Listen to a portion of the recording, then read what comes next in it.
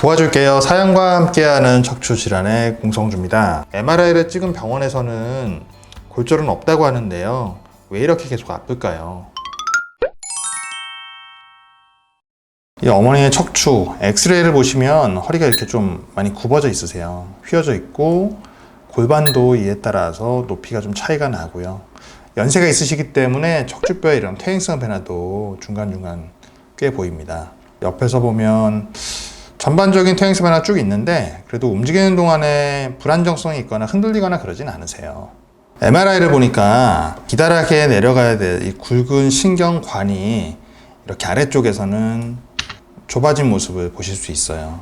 요추 4번, 5번 마디, 그리고 요추 5번과 천추 1번 마디, 특히 이 마지막 마디가 신경 압박이 좀 심한 걸로 보이는데요. 4, 5번 마디는 보시는 것처럼 이 양쪽 외측 함요라고 하는 이 바깥쪽 부분이 좀 좁습니다. 여기 협착이 있고요. 디스크는 그냥 조금 퇴행성 변화가 있는 정도세요. 그런데 이제 이 한 마디 더 아래인 요추 5번과 천추 1번을 보시면 아까 보셨던 이 동그라미로 보이는 이 신경관의 사이즈가 굉장히 작아져요. 그죠? 예, 앞쪽에서는 이렇게 디스크가 터져서 신경을 누르고 있는데 굉장히 오래된 딱딱한 덩어리 디스크로 보이고요. 양쪽, 옆쪽, 역시 외측 함요라고 말하는 이 바깥쪽 부분에 인대도 많이 두껍고 관절도 커져서요. 결국 이렇게 커져 있는 이 부분이 신경을 눌러서 신경이 납작하게 지금 이렇게 사이에 껴있는 상태입니다. 이분의 경우에 외상으로 인해서 급성 디스크가 파열되거나 이러신 건 아니에요. 하지만 기존에 있던 이 신경을 압박하고 있던 디스크와 협착이 이 외상을 입고 나서 신경 자극이 아주 심해지셔서 증상으로 심하게 나타난 걸로 보이거든요.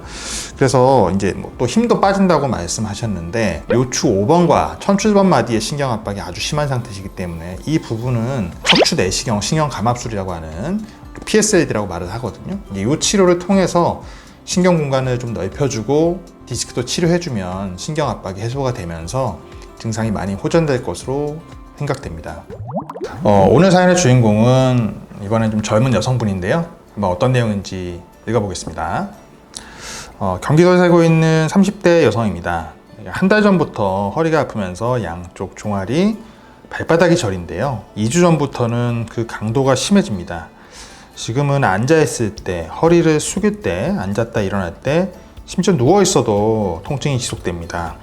기침할 때 허리가 울리고요. 통증이 심해집니다. 다리가 마취가 좀 덜 풀린 것처럼 감각이 이상해요. 이 느낌은 걸을 때도 그렇고 앉아있어도 역시 느껴집니다. 통증이 지속돼서 병원에서 MRI를 찍어봤는데 디스크가 터졌다고 합니다.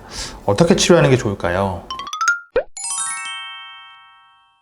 MRI를 종합해서 보면 요추 4번과 5번 마디 사이에는 디스크가 돌출이 됐는데 디스크 막이 좀 손상이 되면서 섬유준에 이제 손상이 같이 동반되어 있는 상태고요. 요추 5번과 천추 1번 마디 사이에는 디스크가 실제 탈출했습니다. 탈출해서 덩어리가 진짜 많이 나와 있고 뒤쪽에 있는 전체적인 관도 누르고 왼쪽 편에 있는 신경 가지 쪽도 압박이 있는 상태인데요. 이 경우는 아마 갑자기 생긴 이런 디스크 파열은 아니고요. 굉장히 오랜 시간이 걸쳐서 서서히 진행했을 것으로 보입니다. 환자가 이 속도가 굉장히 더디게 천천히 진행하거나 이랬을 경우는 사실 못 느끼고 지내는 경우도 많이 있거든요. 굉장히 많이 압박을 해야지만 그때 증상이 나타난 경우도 있는데요. 아마 이런 경우가 아닐까라고 생각이 되고요.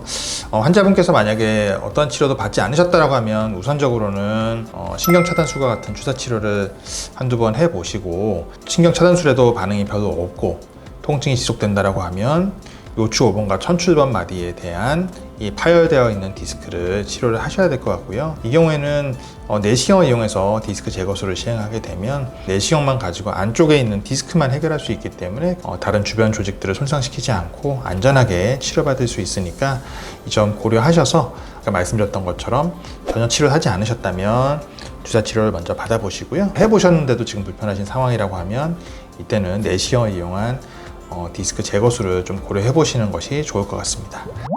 네, 오늘은요 급성 요통에 대해서 한번 말씀드려 볼까 해요. 급성 요통이 왜 생길까요? 보통은 우리가 일상생활 하시다가 뭐 무거운 물건을 들다가 삐끗하는 경우도 있을 테고 자세를 어떻게 취했는데 갑자기 삐끗하고 아프신 경우, 또 그런 것도 아니고 자고 일어났는데 갑자기 못 일어날 정도로 통증이 심한 분들 가끔 있으세요.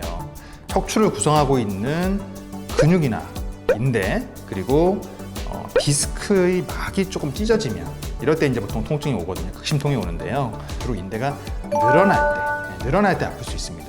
디스크의 경우에는요, 디스크를 둘러싸고 있는 바깥쪽 막이 여러 겹으로 섬유륜이라고 말하는 바깥쪽에 여러 겹이 있는데 그 막이 찢어질 때 그때 염증 물질이 확 나와요. 이러면 허리 통증이 엄청 심하게 오거든요. 이런 경우에 이제 통증이 올 수 있습니다. 허리에서 제일 중요한 근육 중에 하나가 코어 근육. 들어보셨죠? 이제 코어 근육이라고 하는 것 자체가 허리의 안정성을 유지하는 중요한 근육이거든요. 근데 급성요통이 발생하면 우리 어때요? 제가 한 3일 정도 동안은 집에서 꼼짝 못하고 누워있다가 이제 조금 나아져서 왔습니다. 이런 얘기 하시는 분들이 있거든요. 잘하시는 거예요. 최대한 움직이지 않는다. 이게 키포인트예요. 안 움직여야 회복할 시간을 벌 수 있습니다.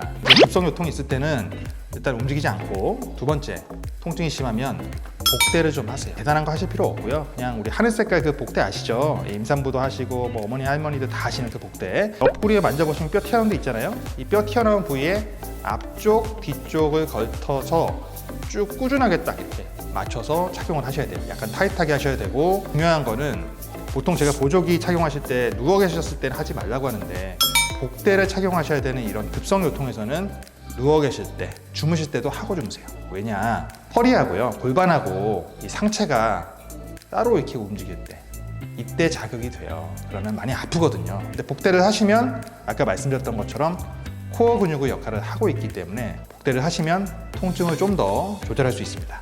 급성요통이 발생하고 나서 한 48시간까지, 이틀 정도죠. 그 사이에는 이 근육이라든지 연부 조직이 좀 많이 부어요. 그리고 경우에 따라서 염증 물질도 분비가 되기 때문에 이때는 냉찜질을 해주는 게 좋고요. 그 이후에는 온찜질로 바꿔서 혈액순환을 좀 개선시켜 주는 게 좋습니다. 첫 7일 동안은요, 운동이라든지 스트레칭은 피하시는 게 좋습니다. 우리가 침대에서 일단 일어나려고 할 때 안 아프게 일어나려면 제일 중요한 것은 상체와 골반이 동시에 움직여야 됩니다. 동시에. 이렇게 하려면 복근에 힘이 좀 들어가야 돼요. 결국은 코어 근육과 관계가 있는데요. 우선 우리가 이제 누워있는 자세에서 무릎을 세워서 복근에 힘을 좀 들어가게 합니다. 이 상태에서 상체와 골반을 마치 이제 통나무를 굴리듯이 몸이 동시에 회전이 되도록 굴려요. 그 다음에는 다리를 침대 아래 바닥에 내려놓습니다. 그러면서 손으로 이제 침대 바닥을 딛고 일어서시는데요. 배에 힘을 주고 일어나야 돼요. 복부에 힘을 준 상태를 유지한 상태에서 일어나셔야 돼요. 그리고 화장실을 가든 식사를 하든 이제 걸어야 되죠. 이때도 역시 복근에 힘을 주고서 걸으시면 통증은 훨씬 더 줄일 수 있습니다. 이제 병원에 오셔야 되잖아요. 걸어오시는 분들은 아까 말씀드렸던 것처럼 복대를 잘 하신 상태에서 복근에 힘을 좀 주고서 걸어오시는 거고요. 만약에 차를 이용해야 된다, 승용차를 만약에 이용한다, 이런 경우에는 뒷자리보다는 앞자리가 좀 더 낫습니다. 앞자리에 앉으시고 뒤쪽으로 있는 등받이를 뒤로 젖혀서 똑바로 세워서 앉아서 오시는 것보다는 좀 누워서 오는 자세처럼 뒤로 기울여서 오시는 게 허리의 부담을 좀 더 줄일 수 있습니다. 안전하게 병원에 오셔서 진료를 잘 받으시고 치료를 받으시면 충분히 회복될 수 있으니까 너무 걱정하지 마시고 집에서 급성요통에 대해서 대처를 잘 하시면 좋을 것 같습니다. 이 병원 저 병원 다니면서 검사를 해봐도 뚜렷한 통증의 원인이 밝혀지지 않는 경우가 있는데요. 오늘 우문공답에서는 알 수 없는 허리 통증, 이 통증에 대해서 시원하게 답을 드리도록 하겠습니다.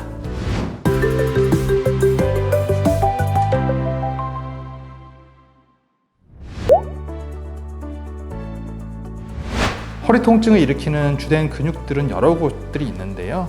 그 중에서 이제 대표적으로 엉덩이 중간층을 이루는 중둔근. 이 중둔근은 허리의 안정화에 굉장히 중요한 역할을 하거든요. 보통 우리가 무거운 물건을 들거나 이럴 때 삐끗했을 때 통증이 오는 경우에 이 장요근의 이상을 의심해 봐야 됩니다. 그리고 척추를 세우는 데 관여하는 척추 기립근, 흔히 우리가 코어 근육이라고 말을 하는 이 뱃속 깊은 곳에 위치하고 있는 복행근이 약해졌을 때도 허리 통증을 심하게 느끼실 수 있습니다. 두 번째는 자궁이나 신장 질환으로 인해서 발생하는 허리 통증인데요. 신장이나 요로에 결석이 생기면 등 뒤쪽이나 옆쪽으로 통증이 느껴지는데요. 이때는 주로 좀 둔하거나 묵직한 느낌의 이 허리 통증을 호소합니다.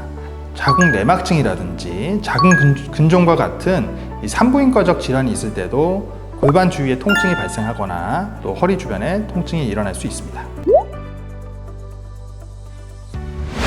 엉치가 아프고 그 허벅지 뒤쪽부터 종아리까지 당기고 저리다 이렇게 말씀하시는데요.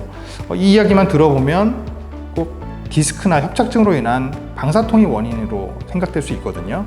실제로 MRI를 근데 찍어보면요, 환자가 통증을 느끼는 통증에 비해서 MRI상 병변이 그렇게 뚜렷하게 보이거나 저명하지 않아요. 이상근은 골반 아래쪽 엉덩이 근육 중 가장 깊은 곳에 좌골신경이 위치하고 있는 곳 근처에 있는데요. 바로 좌골신경의 바로 위로 이상근이 옆으로 이렇게 위치해 있습니다. 이 위치가 바로 알 수 없는 허리 통증의 결정적인 힌트가 됩니다.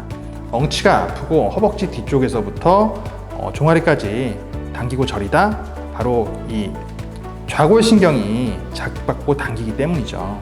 디스크가 터지거나 협착증이 심해서 이 좌골신경이 눌려서 통증이 오는 경우가 일반적인데, 이상근이 여러 가지 원인에 의해서, 예를 들면 엉치 쪽에 심하게 부상을 입어서 이상근이 많이 붓는다든지, 아니면 이상근에 염증이 생긴다든지, 이런 경우에 이제 이 좌골신경이 자극을 받고 눌려서 통증을 일으킬 수 있는데요. 하지만 실제로는 이 이상근 근육 자체보다는 근막이나 인대가 눌려서 신경 자극이 되는 경우가 더 많습니다. 이상근 증후군은 간단하게는 우리가 스트레칭을 통해서 근육을 이완시켜 줌으로써 증상을 호전시킬 수 있고요. 필요에 따라서는 체외 충격파와 같은 재활 물리치료를 통해서 통증을 호전시킬 수 있습니다. 오늘은요, 요통을 완화시킬 수 있는 스트레칭에 대해서 알아볼까 해요. 나이가 많으신 분들, 어르신들 같은 경우에는 가장 이제 불편해하시는 내용 중에 하나가 아침에 자고 일어났을 때 허리를 바로 못 펴겠다, 뭔가 펴지지 않고 뻐근하다, 조금 뭔가 움직여야 좀 편해진다라고 말씀하시는 경우 있고요. 직장인들, 사무실에서 오랫동안 앉아서 일하시잖아요. 일어나려고 할 때, 이때도 역시 뭔가 편하지 않고 뭔가 걸리는 느낌, 뻐근한 느낌 드시는 경우 있을 겁니다. 오늘은 이 두 가지 경우에 도움이 될 수 있는 스트레칭에 대해서 말씀드려볼까 해요. 우선 첫 번째, 자고 일어나기 전에 하면 도움이 될 만한 스트레칭에 대해서 먼저 말씀드려보죠. 제가 직접 자세를 취하면서 한번 시연을 해볼게요. 편안하게 누워요. 누운 상태에서 어깨를 이렇게 벌립니다. 어깨를 벌리고 무릎을 세우는데요, 어깨 너비보다는 조금 넓게, 각도는 약간 바깥쪽으로 우회전, 30도 정도 이렇게 해주시면 좋을 것 같고요. 이 상태에서 숨을 내쉬면서 천천히 좌우로 왔다 갔다 하면 되겠습니다. 자, 왼쪽으로부터 먼저 가볼게요. 자, 실제로는 해보면 다리가 이렇게 이 한쪽 무릎이 반대쪽 원래 뒤꿈치에 닿아야 되는데 쉽지 않아요. 해보시면 굉장히 뻐근함이 좀 느껴지고요. 이때 이제 이 오른쪽에 옆구리 쪽으로 이제 좀 뭔가 자극되는 느낌이 드실 거예요. 자, 다시 숨을 들이마시고 반대쪽으로 이번에는 넘어가 보겠습니다.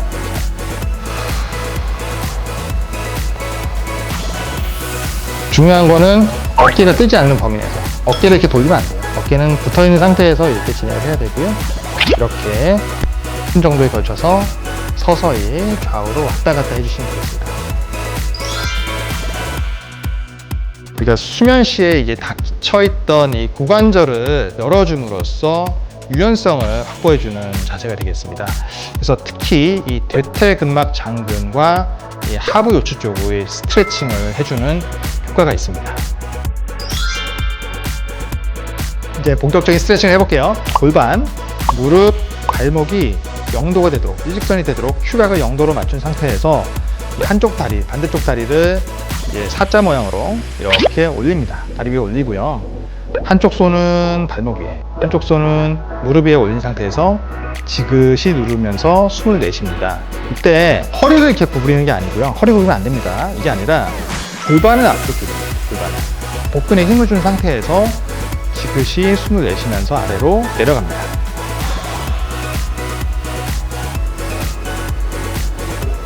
한번 이렇게 내쉴 때 약 6초 이상의 시간 동안 유지를 하시는 게 중요하고요. 많이 내려갈 필요가 없습니다. 많이 내려간다고 이게 작동을 하는 것도 아니고요.